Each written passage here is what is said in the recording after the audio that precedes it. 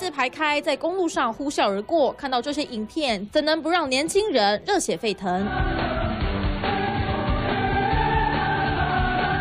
其中开着红色跑车、戴着墨镜耍酷、帅气走下车，他是林耿宏，担任团队的精神领袖。脸书上不是跟跑车合照，就是买名牌炫富。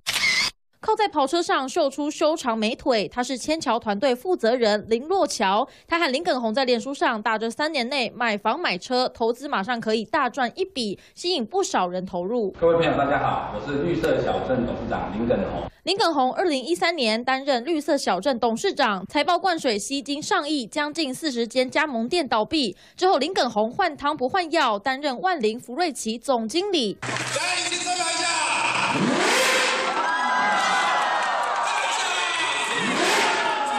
年度大会在2台超跑加持下，现场陷入疯狂。只是这间公司一样被爆吸金。如果父母不同意的话，他们有可能会教我们，就是拍自己父母的照片，或者是帮你代刻印章，然后就是他会帮你处理。